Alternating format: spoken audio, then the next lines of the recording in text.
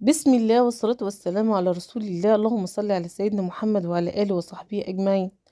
مشاهدين ومتابعيني على قناة خوخة ومانجا. النهاردة هنعمل لكم مربى فراولة جميلة، هتكون بمكونات مظبوطة، هتبقى معاكم تقيلة، السيرم بتاعها تقيل، جميلة جدا جدا جدا، بمقدار بسيط، حاجات بسيطة. المربى بقى سعرها عالي جدا.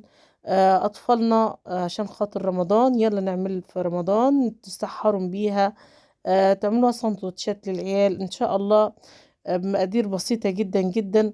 وداعا للغلاء، وداعا للغلاء، ونعمل كل حاجة في قلب بيتنا، هنوفر كتير كتير كتير. وهنبتدي ونقول ونسمي ونقول بسم الله الرحمن الرحيم. جبنا هنا فراولة سكري، فراولة اسمها سكري اللي بتبقى حمرة كده، وبتبقى الحباية بتاعتها كبيرة. دي الفراولة بتاعت المربى، هتقولي عايزة فراولة سكري ان شاء الله. هنجيبها كده، نمسكها نغسلها غسلة حلوة، وهنبتدي نعين منها القمع الاخضر بتاعها.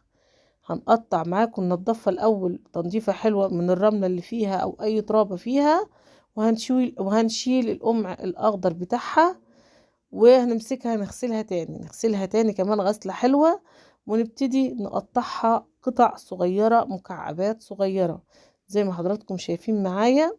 هنقطعها مكعبات صغيرة. ليه هنقطعها مكعبات صغيرة؟ هتشوفوا معانا كده، احنا مش هنضربها في الخلاط، مش هنقطعها قطع كبيرة، مش هنحطها بحالها. احنا هنا عايزين نعمل مربى زي بتاعت الشركات، تكون مظبوطة وجميلة جدا.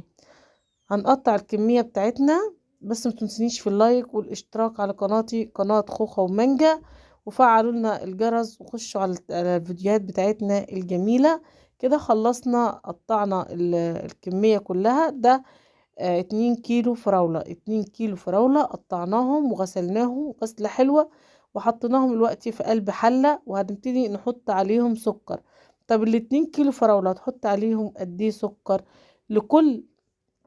لكل كوبايتين فراولة هنحط عليهم كوباية سكر.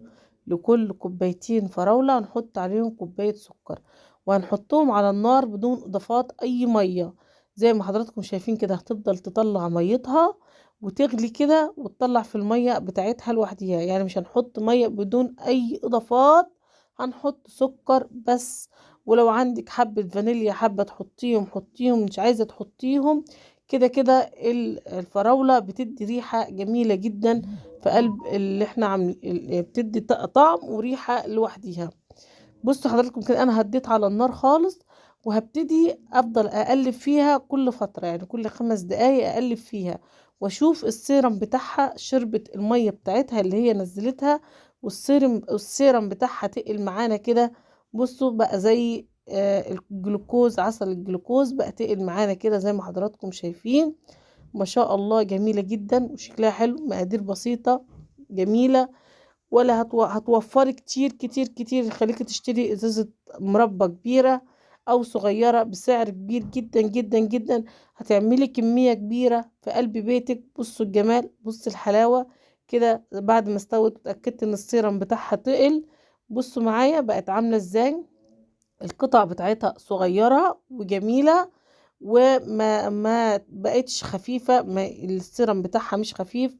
لكل كوبايتين بنحط لهم كوباية سكر بدون اضافات مية او اي حاجة. الاضافات بتاعتها سكر